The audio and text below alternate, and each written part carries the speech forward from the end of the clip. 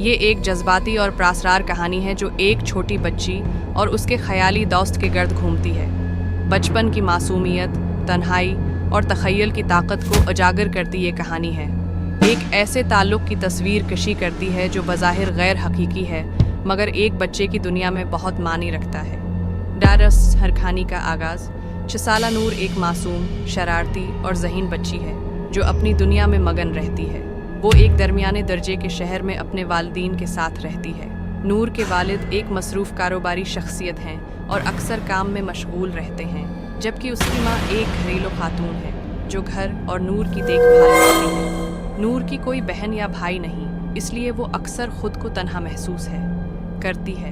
نور کا زیادہ تر وقت اپنے کھلونوں کے ساتھ کھیلنے، کہانیاں سننے یا تصویریں بنانے میں گزرتا ہے، مگر وہ ہمیشہ کسی قریبی دوست کی کمی محسوس کرتی ہے۔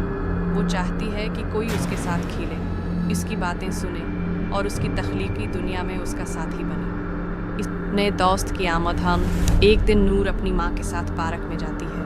وہاں کھیلتے ہوئے وہ اچانک ایک درخت کے قریب رک جاتی ہے اور کسی سے باتیں کرنے لگتی ہے۔ اس کی ماں پہلے تو اسے نظر انداز کرتی ہے، لیکن جب وہ بار بار ایک ہی جگہ جا کر کسی سے باتیں کرتی رہتی ہے تو ماں حیران ہو جاتی ہے۔ جب وہ نور سے پوچھتی ہے کہ وہ کس سے بات کر رہی ہے تو نور خوش ہو کر جواب دیتی ہے، یہ میرا نیا دوست ہے زین، یہ بہت اچھا ہے، مجھ سے بہت پیاری باتیں کرتا ہے۔ ماں نے چاروں طرف نظر دوڑائی لیکن وہاں کوئی نہیں تھا۔ وہ حیران تھی کہ نور کس سے بات کر رہی ہے۔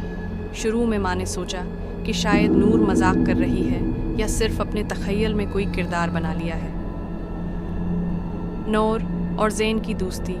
وقت گزرنے کے ساتھ نور کا اپنے نئے دوست زین کے ساتھ تعلق گہرا ہوتا گیا۔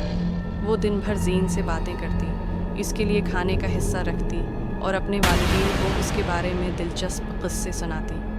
نور کے مطابق زین ایک ہم عمر لڑکا تھا جو ہمیشہ نیلے کپڑے پہنتا تھا اور بہت شرارتی تھا۔ وہ نور کو نت نئی کہانیاں سناتا، اس کے ساتھ چھپن چھپائی کھیلتا اور اسے کبھی بھی تنہا محسوس نہ ہونے دیتا۔ ابتدا میں والدین نے نور کی باتوں کو بچپن کی تخیلاتی دنیا کا حصہ سمجھا، مگر پھر عجیب و غریب باتیں ہونے لگیں۔ نور اکثر کہتی کہ زین نے اس سے کوئی بات کی جو بعد میں سچ ثابت ہو جاتی۔ کبھی کبھی نور ایسی چیزیں بتاتی جو اس کے جاننے کے قابل نہیں تھیں۔ لاسٹی نار ہولما کی پریشانی۔ نور کی ماں کو پریشانی ہونے لگی۔ وہ سوچنے لگی کہ کہیں نور کا ذہنی توازن تو متاثر نہیں ہو رہا، کیا یہ کوئی عام تخیلاتی دوست ہے یا کچھ اور؟ ماں نے ایک دن نور سے کہا، بیٹا زین کہاں رہتا ہے؟ نور نے مسکرا کر جواب دیا، وہ پارک میں رہتا ہے مگر وہ ہمیشہ میرے ساتھ رہتا ہے، وہ مجھے چھوڑ کر نہیں جاتا۔ ماں نے نور کے والد سے بھی اس بارے میں بات کی لیکن انہوں نے اسے زیادہ اہمیت نہیں دی اور کہا کہ اکثر بچے ایسے خیالی دوست بنا لیتے ہیں۔ اسرار واقعات نور کی دوستی جیسے جیسے بڑھتی گئی ویسے ویسے عجیب واقعات بھی ہونے لگے۔ کبھی کھلونوں کی جگہ بدل جاتی، کبھی گھر میں چیزیں خود بخود گرنے لگتی اور کبھی نور زین کے ساتھ ایسی جگہوں پر کھیلنے جانے کی بات کرتی جہاں وہ کبھی گئی ہی نہیں تھی۔ ایک رات نور کی ماں نے اسے سوتے وقت کسی سے سرگوشیوں میں بات کرتے سنا۔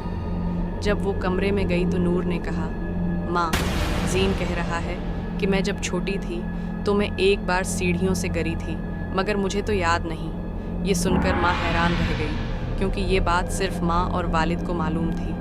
نور اتنی چھوٹی تھی کہ اسے یہ یاد نہیں ہونا چاہیے تھا۔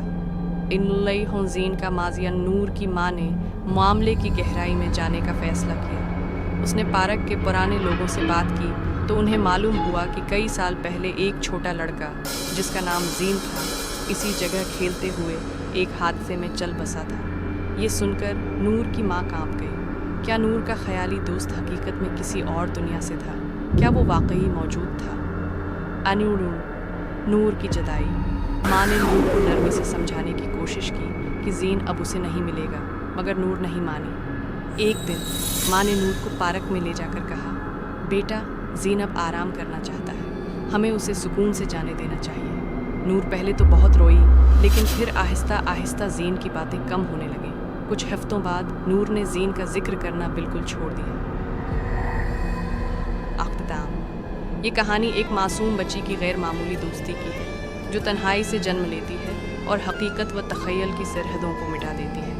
نور نے جو تجربہ کیا وہ صرف ایک تخیلاتی کھیل تھا یا واقعی کچھ اور؟ یہ راز شاید کبھی نہ کھلے، مگر نور کی معصومیت اور زین کی کہانی ہمیشہ ایک معمہ بنی رہے گی۔